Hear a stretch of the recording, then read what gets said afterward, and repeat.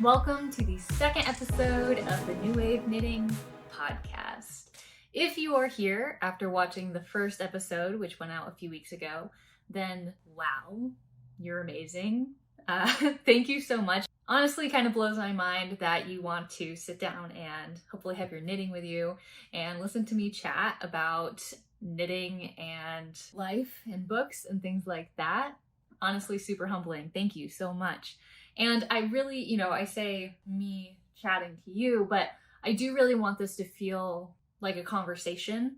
It's weird for me to know that I'm just kind of sitting here talking to a camera, and it's easier for me to do that if I know that you're on the other end of it, and I'm basically having this as like a conversation, right? So ideally a good little back and forth, maybe in the comments. It makes it a lot easier to think that I'm just sitting down with a knitting pal and chatting. So just know that that's kind of how I'm approaching this, as a conversation, not just a one-sided thing. So please, if you have any thoughts that come to your mind or anything you want to share, please drop them in the comments below, because I want to keep that conversation going. It's not just me talking, it's me talking with you. So thank you. And if you haven't watched the first episode, then let me just quickly introduce myself. I'm Jeanette. I do new wave knitting. I design made-to-measure knitting patterns that allow you to use any weight yarn and any gauge. I have a blog, and now I'm just kind of like starting with YouTube, and I chat about different knitting tips and knitting kind of lifestyle stuff, a bunch of stuff like that. So anyway, if you found your way here, welcome. I hope we vibe and that you like what you see. With that all being said, in case it isn't obvious, I'm not really quite sure how to start these podcasts yet, so working through those kinks. And I'm currently filming this during my lunch hour from work, which I work from home, so that makes it a lot easier. But I'm going to see how much I can get filmed by the end of this. So it's currently 12:20 and I have a meeting at 1, and it's like the CEO's meeting, so it's like I can't, be late. So with that all being said, we'll see how much we get done. If you notice halfway through the video, I will probably even say something, but that the lighting shifts or something, it's probably because I'm going to have to finish filming it at a later point in the day. And you'll also notice that we are in a much prettier space, in my opinion, than we were last time. So in the first episode, I was mentioning how I was moving to Alexandria, Virginia from upstate New York, and that move has happened. So I am now in Alexandria. I've been here for just over a month now, I just realized. We moved on August 11th, and it is currently September 12th. So it has been such an amazing transition, honestly, for being here. As I kind of talked about in the last video, upstate New York wasn't my favorite spot to be. It was kind of like an in-between spot where I had to be. It's also where I grew up, and I was just kind of back there because of circumstances for the past year. I wasn't in what I would usually choose for a living situation. My partner and I were in his grandmother's house, where she used to live. And it just wasn't the kind of vibe that I usually like to live in. But now I'm in this beautifully clean, bright space. I have this Juliet balcony that I am facing right now that is allowing me to have beautiful natural light. How amazing is that? I no longer have a designated office space, so this is where I have my desk, and it's also my bedroom. So it is what it is, right? But I am actually really loving my office setup. I love my space for new wave knitting and for my 9 to 5, which is behind you. Just wanted to point out that I'm in a new space currently, and I am loving it. So with all of that out of the way, I am dying to dive into projects. So let's do it.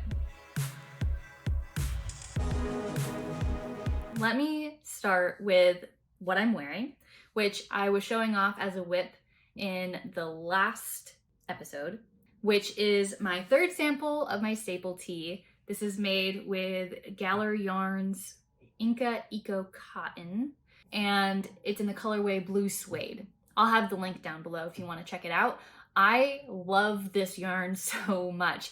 Full disclosure, I was gifted it, not this summer, but last summer, 2022, and I've made a couple of different projects with this yarn.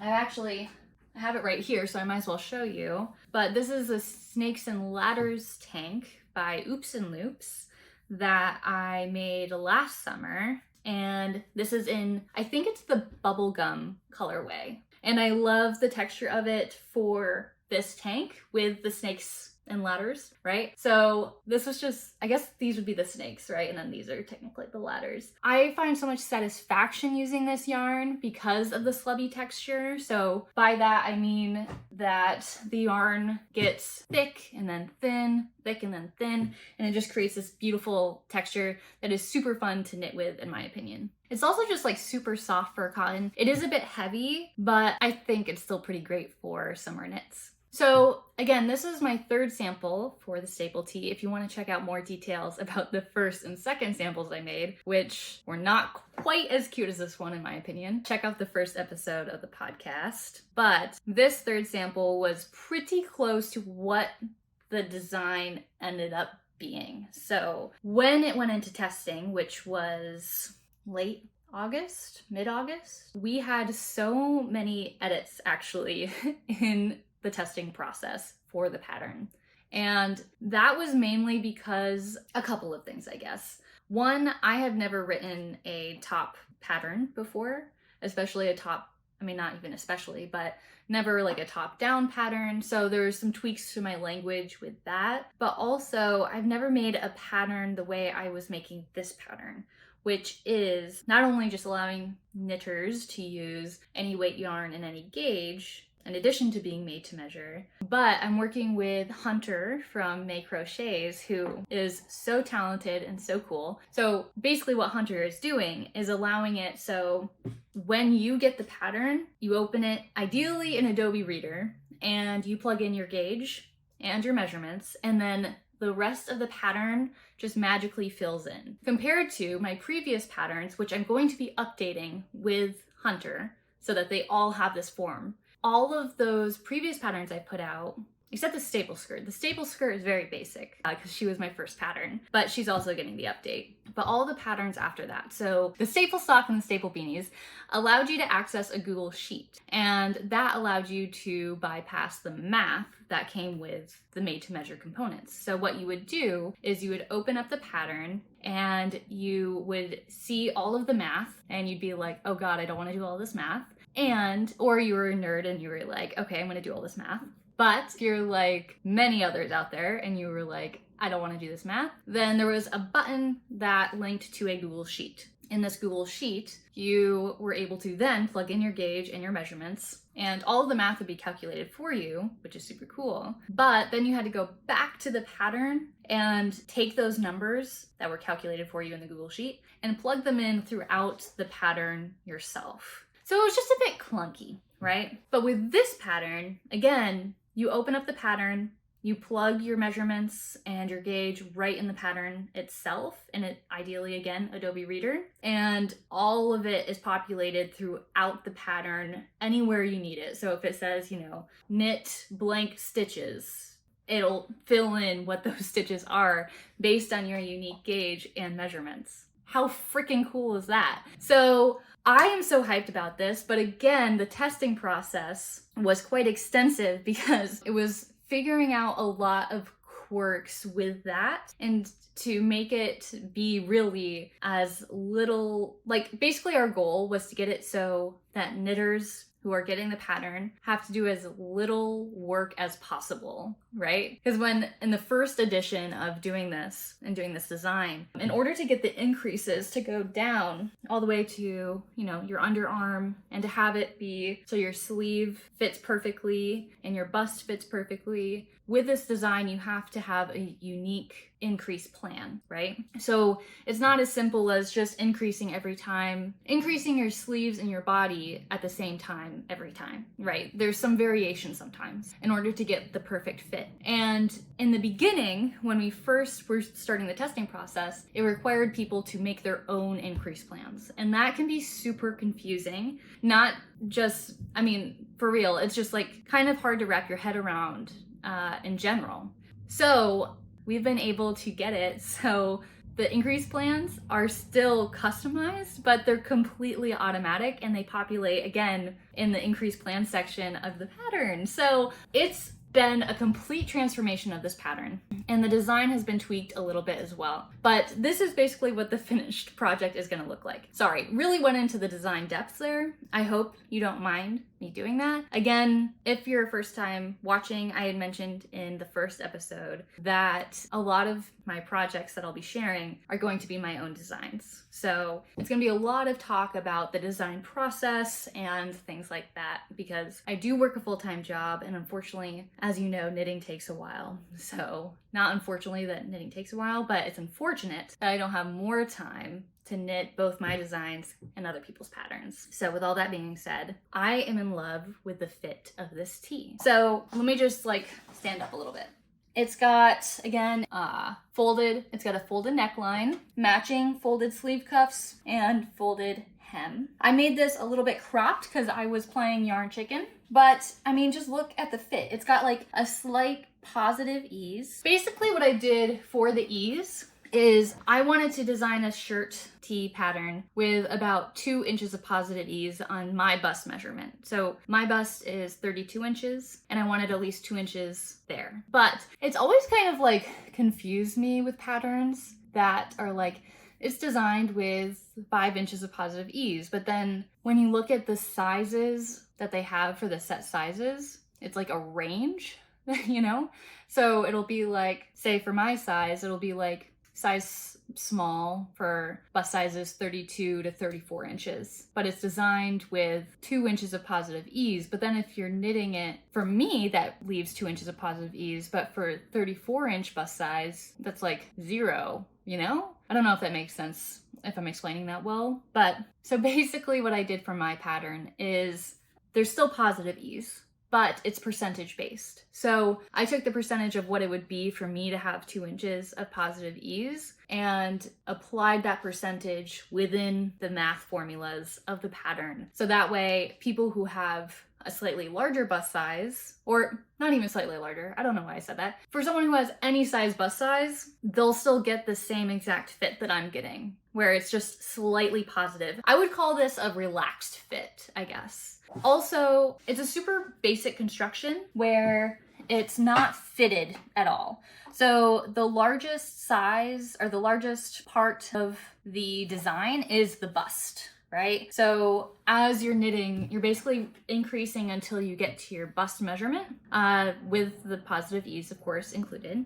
And then you just knit straight down. So just be mindful of that. So you gals with bigger busts and smaller waists, just be mindful of that, because I know that can result in a different fit maybe than what you're seeing on me. But I plan in the future to create a fitted staple tee that will have bust darts and waist shaping and a little bit of negative ease as well. And I might even do a different kind of staple tee pattern where it just gives you those options to include.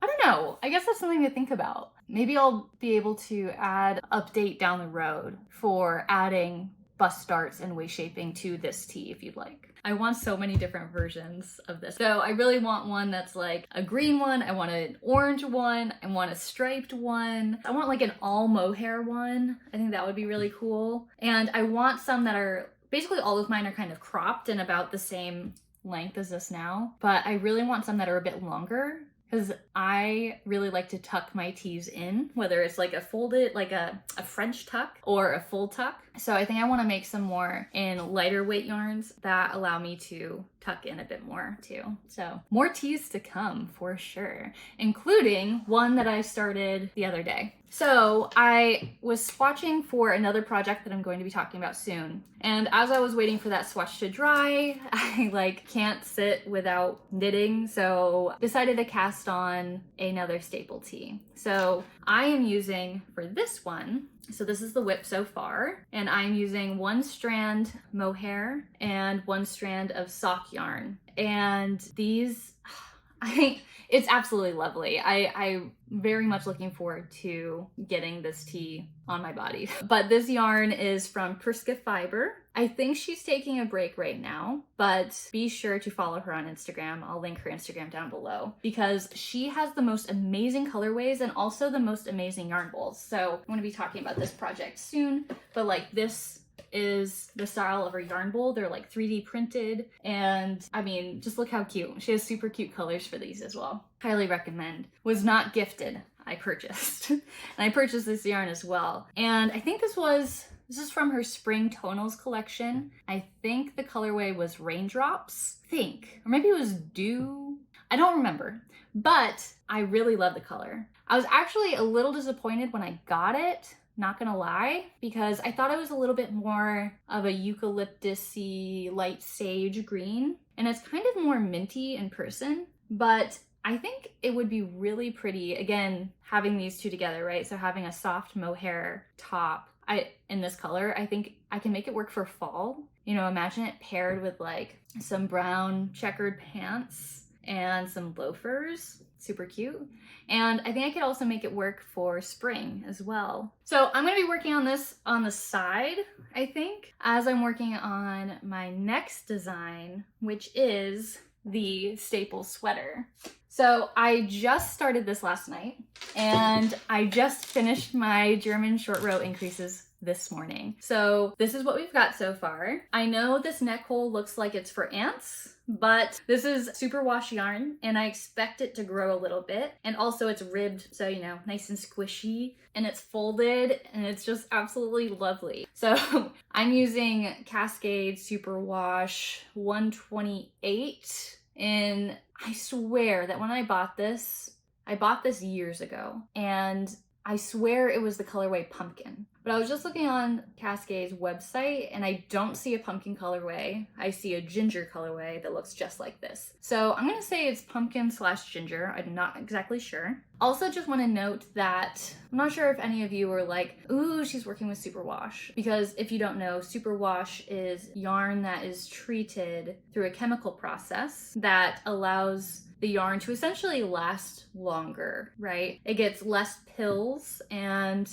it just creates a super durable, long-lasting yarn, which is really nice for creating really durable, long-lasting knits. But the problem with superwash and the kind of controversy with using superwash is that the process leads to lots of pollution, like water pollution, with the chemicals being used in the process. So I try to be very mindful of my superwash yarn usage. This kind of goes into a larger discussion of sustainability, which I am a big proponent of sustainable fashion. And basically I want to say that sustainability is not black and white. And I think that me using a little bit of superwash yarn isn't going to make that big of an impact. However, I do also have an audience. So, you know, me using what I use influences other people, possibly. Don't want to have too big of a head there. But I just think it's important to discuss. And so I've been more mindful of my superwash usage. I mainly only use superwash yarn for socks now, because again, they do create that more durable, lasting knit. And socks get such high traffic and wear and tear that I think superwash is a good option for that. But this is superwash, and I bought it years ago. Geez, when did I buy it? I guess I bought it in 2020 or 2020, early 2021. And that was actually before I knew what superwash was all about. So I've honestly tried using this yarn in 2 different projects prior to this, which is why it's all balled up. And I've had to frog 2 different projects to get this. The first project I tried doing was a crochet sweater, and I didn't realize that crochet requires like twice the amount of yarn that knitting does. So I crocheted the sweater until I ran out of yarn, and I was like, damn, I don't want to buy more yarn. You know what I mean? Because the stuff isn't the cheapest, and your girl's a budget knitter. I like to be mindful of my spending on yarn. So I ended up frogging that. And then I tried using it to make the Sahara wrap pattern by Camel Knits. However, I don't know if anyone else has tried making that pattern. If you have, please let me know what yarn you used, because I can't remember what the recommended yarn was, but I think it was kind of expensive and I didn't want to splurge on it.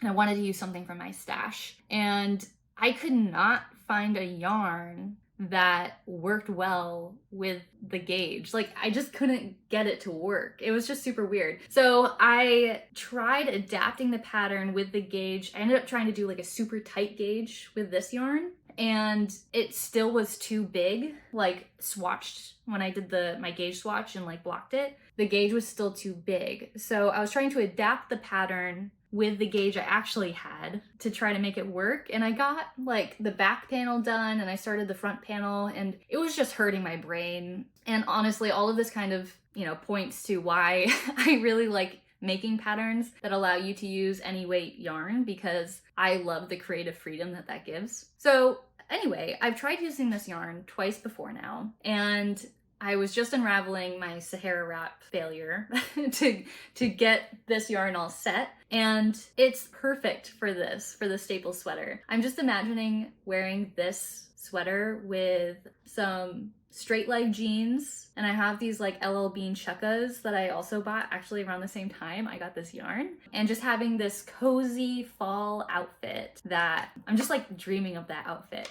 So I'm really excited for it. And I think I'm gonna get the non-superwash version of this yarn to knit up a sweater for my partner. I'm kind of risking a little bit of sweater curse there, but we have been together for a while. We've been together for over 3 years. So I think it might be safe, but we'll see. I guess this is kind of like, a true test to our relationship. But he was thinking in a super, super like almost white, light gray colorway. I think it was called Glacier that they have for Cascade, because he was just loving this yarn as well. And I think I might knit him a staple sweater. Maybe that'll be my second sample for that.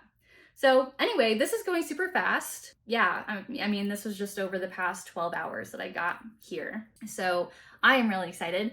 Also, this pattern is going to be a lot quicker to design and put out, since I have the basis of like how I design my raglan tops. So I also want to clarify that the staple sweater is not going to be just the staple tee, but with long sleeves. It has a few differences. So one of the differences you can see right away is the collar. With the staple pattern so far, I've always had like a folded stockinette component to it. And I was trying to think of if I wanted that for the staple sweater, but I really just wanted I think we just need some ribbing for a sweater. So I decided to go with a slightly bigger collar. So this is 3/4 inch, and this is 1.5 inches folded collar, ribbed. And another difference is that the sleeves are also going to be ribbed. They're not going to be, the cuffs aren't going to be folded, I don't think. And the largest difference is the positive ease. So again, I said that this had about,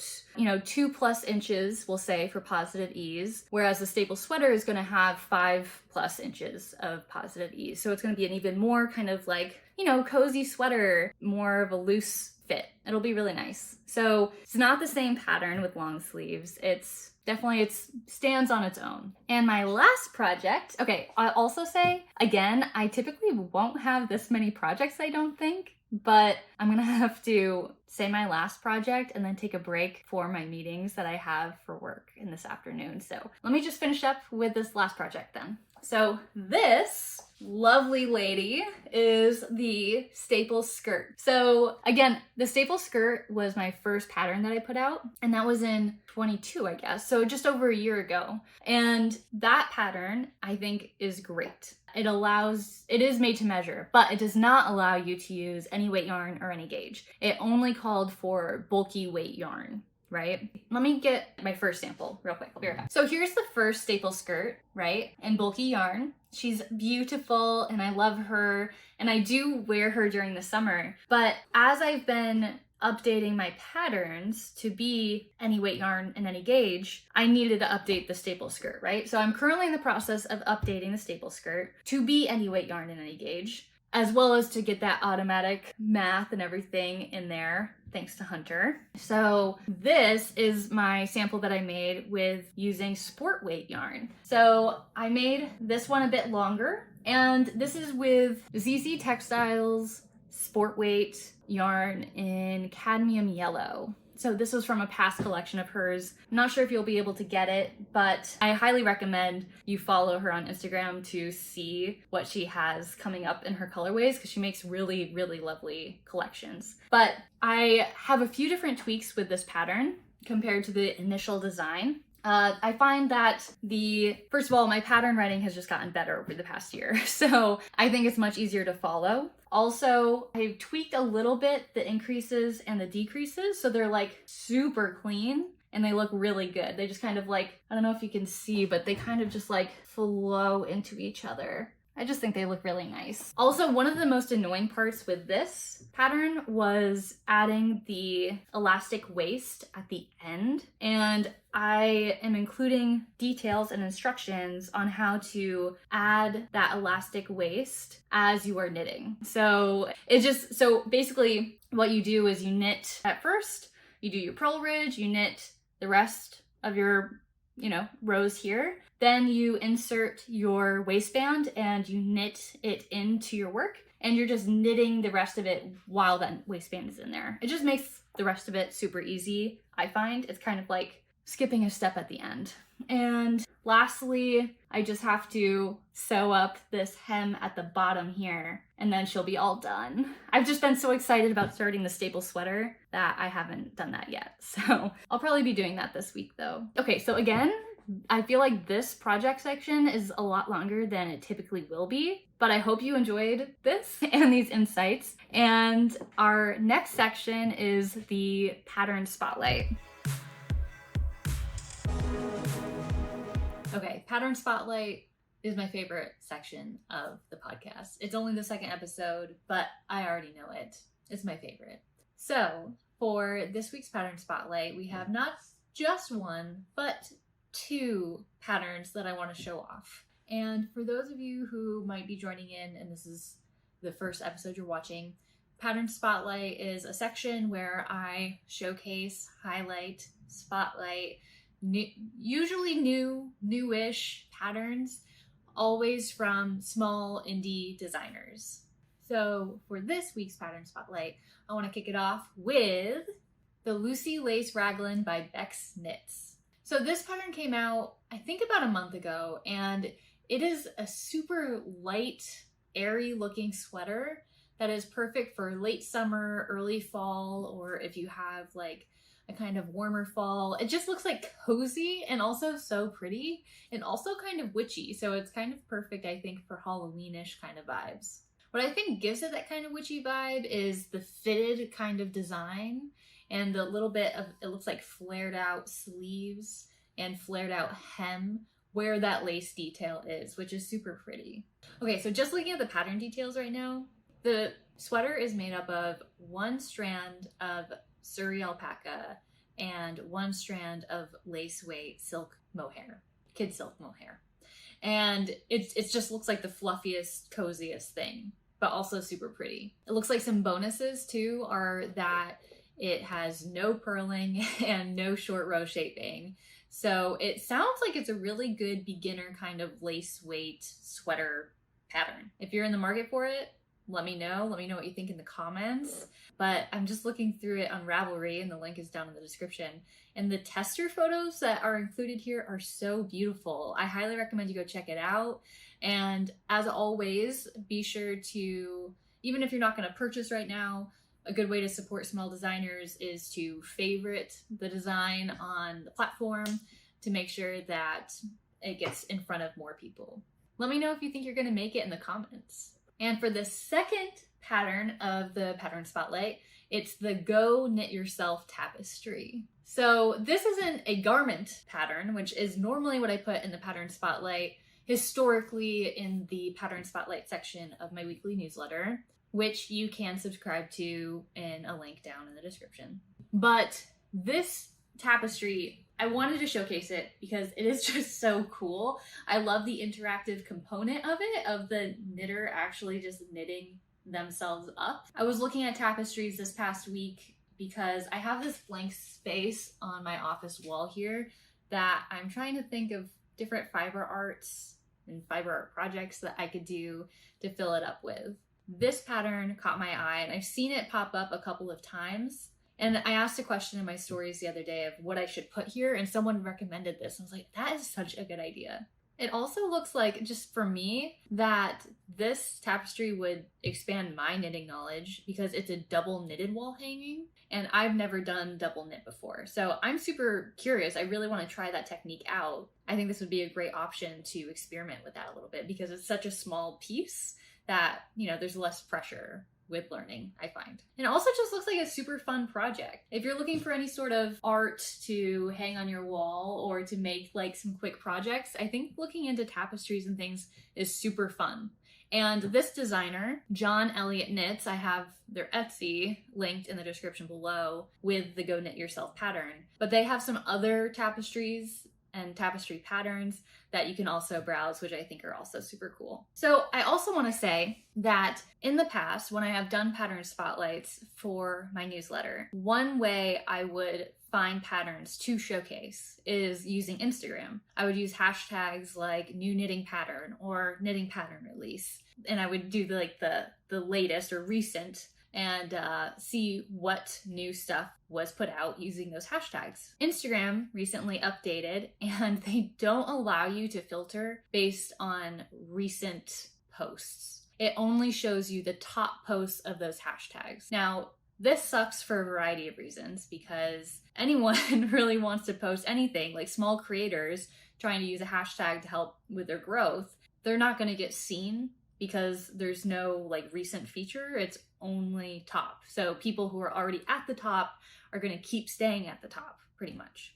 But in this case, it sucks because it makes it harder for me to search because of Instagram's other feature, the algorithm, which makes it so I only really, the time I do spend scrolling through Instagram, I really only see a select number of accounts instead of all of the accounts. So often, honestly, it's hard for me to find new knitting patterns because Instagram's just not showing me them necessarily all the time. I have also been trying to limit my social media usage a bit, so this makes it a little extra challenging.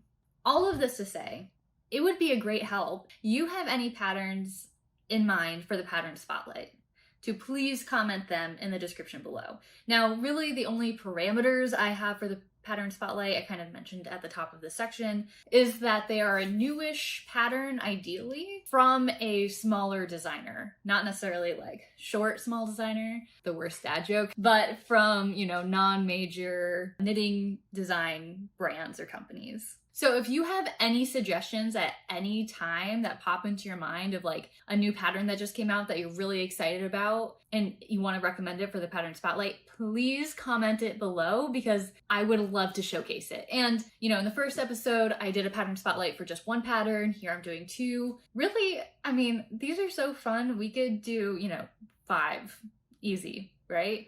So really sky's the limit. If you have a recommendation, please comment it below. And with that, we are moving on to a short acquisitions section.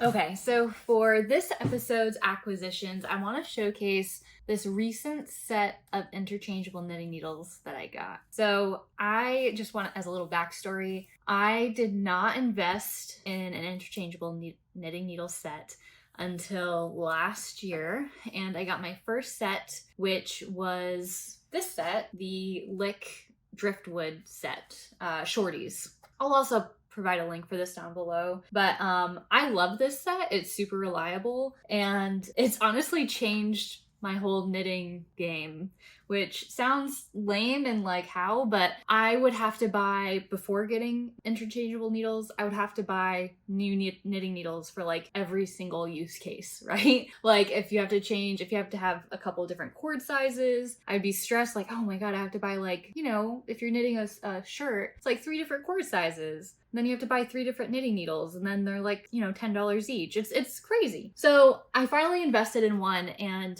I'm just never going back. I've have not needed to buy really another knitting needle since. And then I was gifted this knitting needle set, which has been my recent go-to. And so this is the Collage Square Gold set. And what makes this special and why I've been leaning more towards this set is that they are square knitting needles. All right, so I know square sounds weird and square also looks weird, but it's not just design oriented. There's a purpose behind the squareness. So this is a 6mm set, and this set, I think it goes from 2.5mm to 7mm, and has a bunch of different cord sizes. One cool thing, sorry, I'm getting distracted, but one cool thing about this specific set, this is like the deluxe set that they gifted me, which is really nice, is that it comes with both soft cable. I realize I don't like knitting with soft cables. I know some people really love them, but it's like knitting with a limp noodle and I can't move my stitches around. I get really frustrated with it. The only perk of using soft or, cables is I find with magic loop, which I hate magic loop and I avoid it at all costs, but if I have to do it with soft cables, in my opinion. But it also comes with the same amount and same size cables, but all firm. But anyway, the perk of this set and of having square needles is that they help prevent wrist and arm pain. So I bought a pair of collage needles over a year ago now because I got a repetitive motion injury a couple years ago from knitting too much. It was like, I forget what it's called, but it was right here. It was basically like carpal tunnel, radial tunnel is what I had, radial tunnel.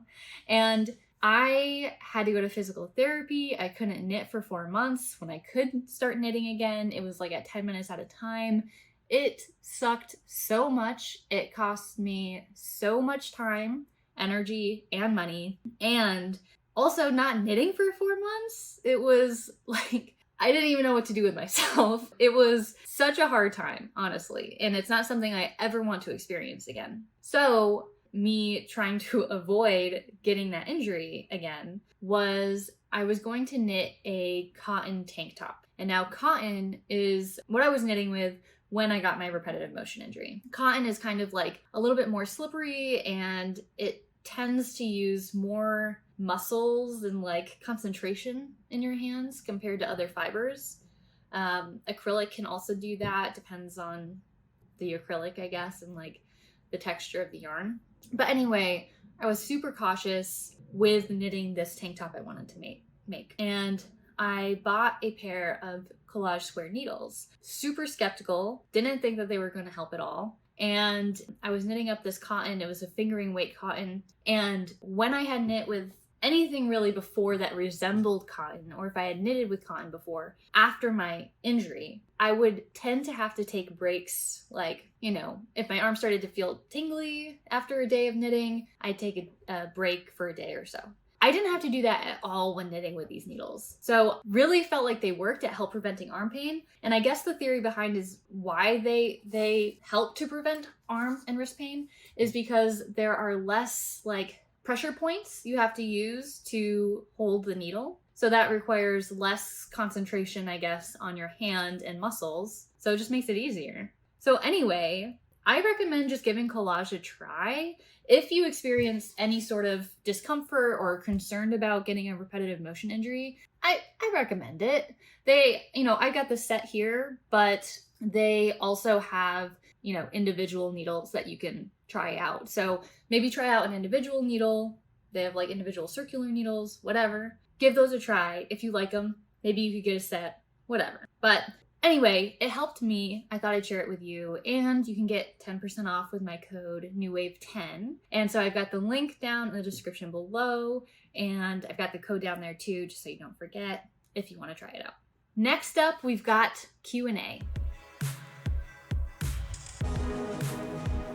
For the Q&A section, just as a gentle reminder for any returning viewers, and as a little brief for new viewers, I'm simply answering your questions. So if you have any questions for me whatsoever, it could be about knitting, it could be about design, it could be about life, whatever, please drop them in the comments below, send them to me on Instagram, in a DM, whatever, hit me up. I'm happy to answer them. So I'm going to use this section to answer a couple of questions because as we're getting rolling, I hadn't had too many questions in the comments of the last video. So I posted a questions box in my story the other day, just kind of an ask me anything thing. And I got quite a few questions, which was really cool. So I kind of have a little question bank right now that I'm going to be working from. I'm only going to be answering a couple. I know this episode's going longer than I thought it would be. So I'm going to try to keep them a little brief, but also chill and knit with you. So I'm going to get my sweater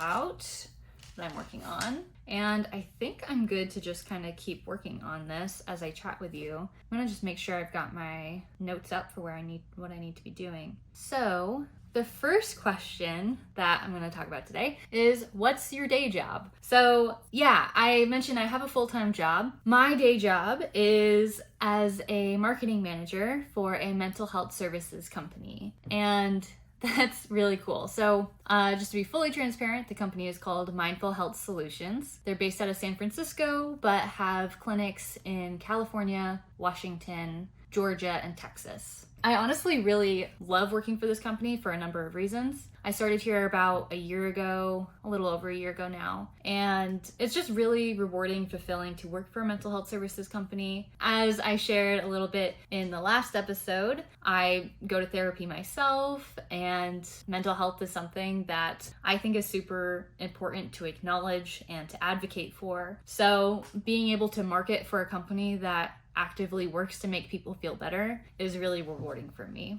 Just as a little side note, I mentioned this I think again in the last video, but I used to be an English teacher and I ended up transitioning my career from teaching to marketing, and I was able to do that because of my Instagram, which is really cool because like transitioning from education to marketing wasn't necessarily the easiest. I ended up starting before this job working at a agency that was quite exploitive on their workers, and it got me an introductory, kind of experience with marketing and getting that on my resume, which was good. But honestly, the majority of what I learned about marketing was through podcasts. I do not have a marketing degree.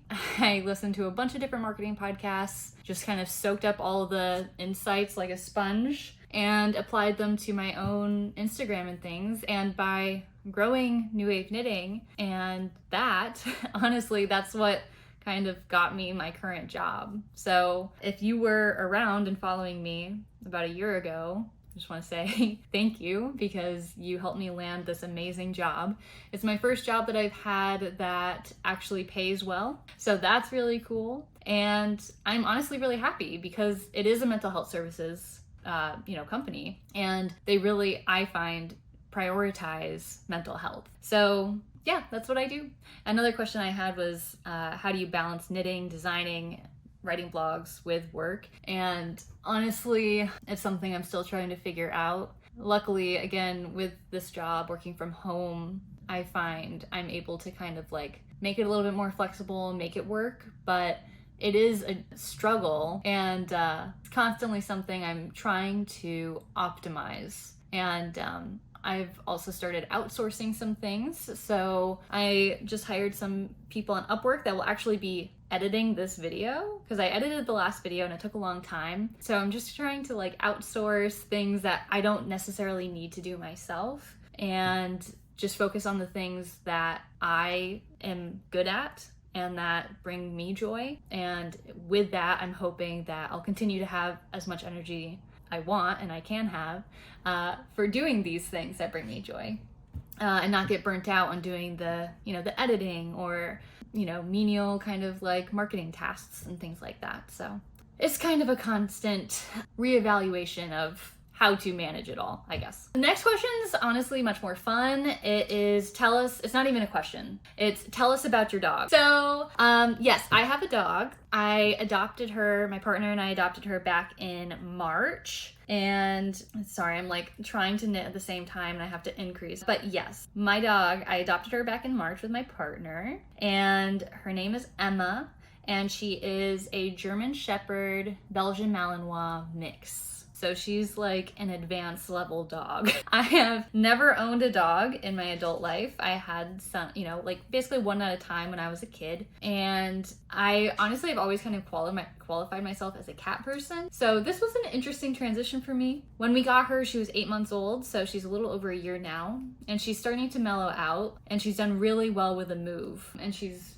been so good, honestly. She's just laying down right over there. So she is a super goofy, very sweet girl. Before we moved here, we took her to training. So there's a dog trainer near where we lived, and he was awesome. And we did training once a week with her. So she actually ended up passing her Good Canine Citizen Award, which we are super proud of for her. We've got her little ribbon hanging on our fridge. And yeah, so she's just a good little girl. She's just a goofy nut, She's kind of like a goose, coyote, monkey hybrid is how I would describe her. And another question that's kind of like a follow-up to that other prompt was to ask if I'm gonna make any doggy patterns in the future. And honestly, I have thought about it. So one dog-like pattern I was thinking of making, I've had in my brain, is a bandana. And I think I was gonna do it kind of similar to the staple scrunchie pattern I have out, which is a free pattern. You can grab it in the description. And I was just thinking like a kind of basic bandana. I have to think of whether I want to make it like a basic bandana that any person could wear as well as a dog. I think I could do that. Or if I want to make one kind of like dog specific.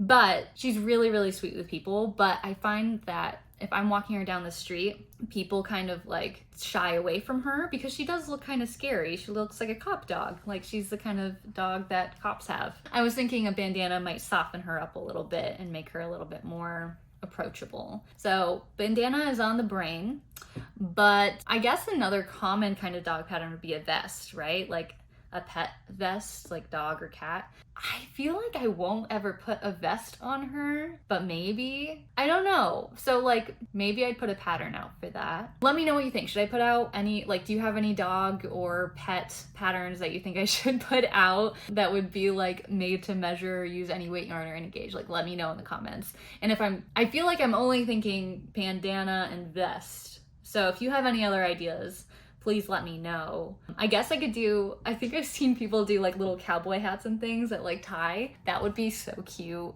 I feel like that's more of a crochet pattern, but just because it's more structural. But I don't know. Anyway, let me know. And the last question I have that I'm gonna answer while we're chilling is any tips or pattern suggestions for a knitting newbie? So I'm not gonna give any pattern recommendations. And the reason why is because I think the best advice I have is to make sure you are making something that just gets you excited to make it. Like if you see something and you're like, I want to make that, then that's a sign that that's what you should do. Now, caveat to that is you don't want to have any super advanced techniques in there. So you probably want to avoid lace and color work, but I would recommend, if it's got knitting, purling, basic increases and decreases, like make one left, make one right, slip, slip, knit, knit two together.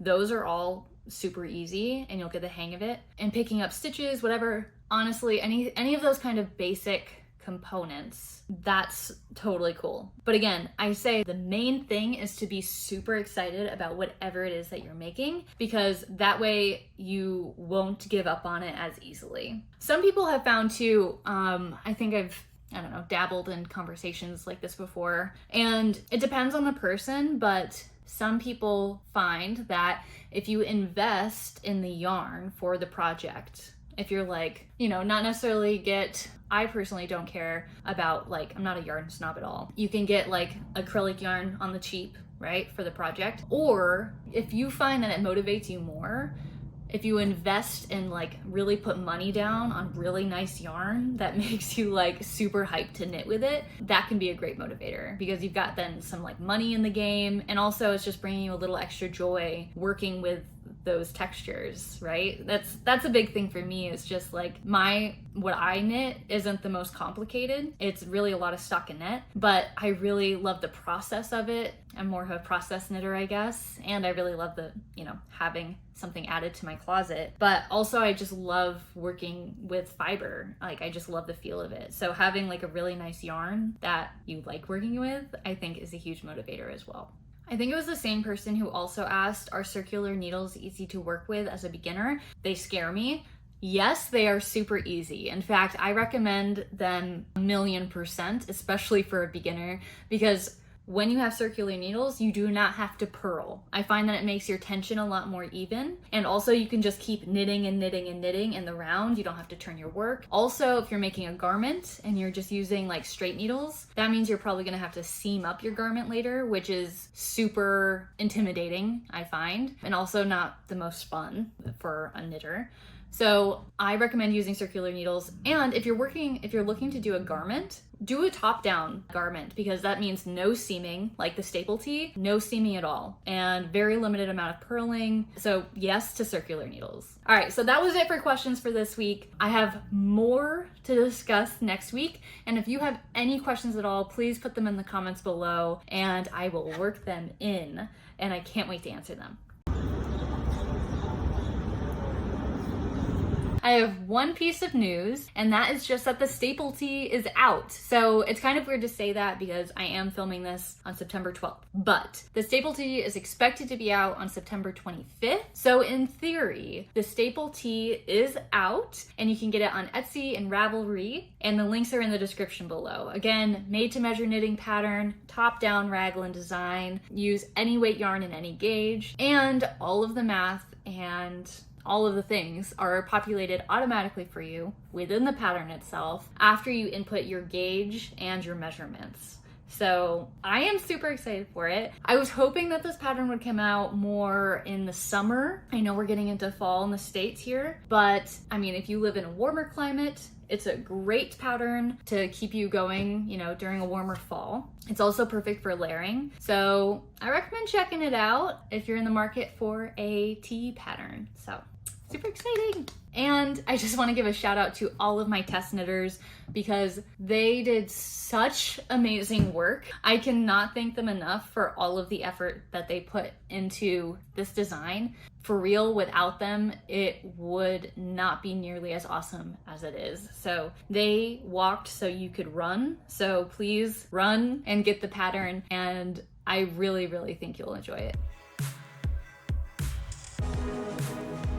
For our last section of the podcast, we talk about life because it is just as important, I think, to talk about the knitter behind the knitting. So in this section, I'm really enjoying talking about books I'm reading. I'm a big reader and I've always got a book going. So I just want to give some updates on the books that I was chatting about last episode. So I finished The Last Word. This was gifted to me from Book of the Month Club, and it was good. It was good. It was very entertaining and very, very suspenseful. There were tons of twists, almost to a fault though, because by the end I was almost getting exhausted from the twists. I love thrillers, I love a good twist, and this did kind of keep me guessing, but by the end I was feeling fatigued by the amount of twists that were happening. I was like, what the hell is even going on right now? So it was good, again, entertaining. If you're looking for a good thriller that keeps you on your toes, I do recommend. And it was quite spooky too at times. So I was also reading a nonfiction book, The Brain Fog Fix, and this was good as well. I read basically the first half, and then the second half is supposed to be kind of like a 3-week program that goes along with the information provided in the first half. I did not do that. By the time I finished the first half, which again goes over different things that can help improve your mood, like your diet and things to include in your diet, exercise, stuff about spirituality, things like that. I felt like I gleaned enough information to kind of infuse into my life that I didn't want to do the 3-week program.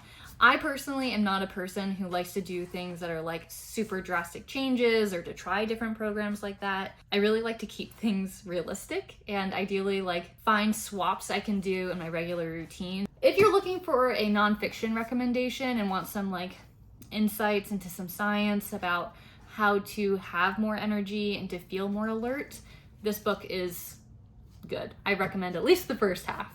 What I'm reading now is Vampires El Norte, which is another Book of the Month Club book that was gifted to me. I think this was, also in August, so I'm just getting to it now. And it is so freaking good. I am really enjoying this book. I feel like you can kind of get the understanding of what's happening here. There's vampires in like Mexico, and it's like kind of back in the day a little bit. And the characters are just good. It's like a back and forth kind of narrative. So there's like a woman and a man, and they switch back and forth, and they're kind of almost like star-crossed lovers. But there's vampires in the mix, and the vampires are so creepy and scary. And also there's like, I won't give any spoilers, but it's basically during the time when Mexico is warring with, what they call Yankees, and basically it's like Americans trying to steal their land. So anyway, there's an added component there, which is really interesting to read. I highly recommend. It's got romance, it's got suspense, it's got horror. I'm really, really enjoying it. As for shows, I mentioned last time that I've been watching Fringe, which is like an early 2000s sci-fi kind of thing. It's almost like an X-Files kind of show. And I was saying last time that I was enjoying it, but I honestly haven't watched it much since I chatted with you last time. Okay, it's honestly kind of doing the thing that X-Files did. So the first number of seasons of X-Files, so good, right? Because you have like the one-off episodes that it's just like these creepy things that they're like investigating, Mulder and Scully. And that's how this show started, Fringe. It would be like these one-off things and the Fringe department of the FBI are investigating. I like that. But both X-Files and Fringe did the same thing where later seasons, they get too lost in the lore. You know what I mean? Where it's like all of these conspiracy theories and then these characters like come in and out and then they die and then they come back to life and it's like, why are they here again? Like, I've been getting so lost in it. I just don't even know what's happening anymore. And honestly, at this point, I don't even really care. I think I might finish because I think towards the end of the last season, which is like season 4 or 5. Sorry, Emma's just getting restless. She wants to go for a walk. But I just kind of, personally, my thing is, it's hard for me to not finish something that I start. So I might finish it. But I mean, if you're interested, the first few seasons are okay. Not really selling it. And honestly, that's kind of how it is. If you're like out of shows and you're wanting something to watch to be entertained for a little while, Fringe is an option for you. On the other hand, I've started watching Silo with my partner, and that is on Apple TV, and it's super, super good. I've been getting so frustrated though, because my partner's doing the thing that he always does, where it's like, we want to binge the show, but he has like this internal thing that he's like, I can't binge the show. Or he's like, I need to like really sit down and focus on the show, and then he's like, he's not in the mood for that, and he just kind of wants an easy show to put on. So we've been going through Bob's Burgers again in the evenings, which I love Bob's Burgers. I've seen it a bunch of times, all of the seasons,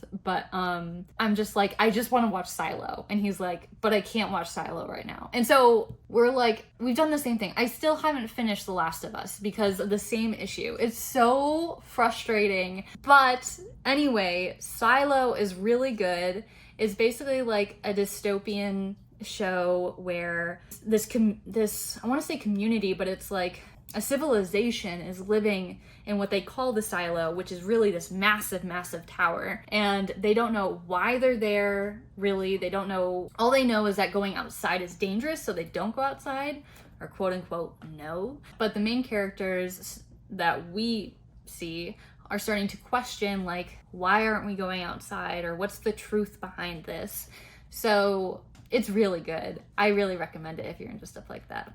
A great knitting show. All right, and so I started the tradition going through what my goals and intentions are for the next few weeks at the end of each episode, and I'm proud to say that I did complete all of my goals and intentions, I think, from the last episode. So I did film a non-podcast related YouTube video. I did finish the staple tee, and I did update my Asana and my planner, and I'm feeling very organized at the moment. So my goals and intentions for the next couple of weeks are to work on updating my existing patterns. So I actually want your input on this. I have the staple skirt to update, as well as, so that one's the biggest update again because it needs to be updated to allow for any weight yarn and any gauge.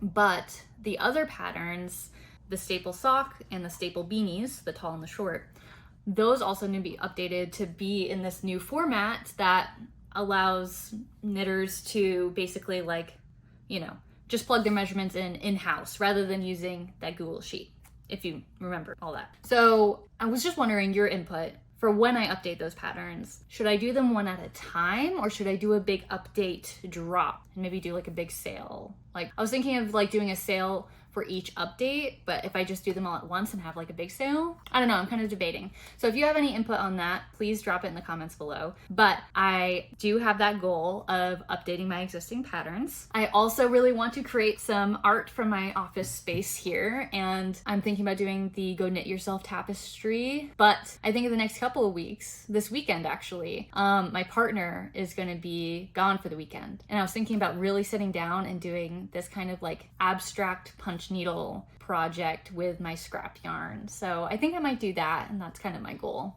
That's my goal. And the last thing is to make some progress on my staple sweater. So let me know what you're working on in the comments below. If you have any goals and intentions for the next couple of weeks here to hold ourselves accountable, let me know if you kept up with your goals and intentions from the last episode, if you're a returning viewer. And yeah, just say hi to me in the comments. Let's keep this conversation going. Thank you. If you made it to the end, thank you. This was a longer episode. I'm not sure if they will always be this long. Again, with this being only the second episode, I am figuring things out. So thank you. And if you missed it, you can watch the first episode here. So I asked ChatGPT what should be my sign out, and it said knit you later. So knit you later.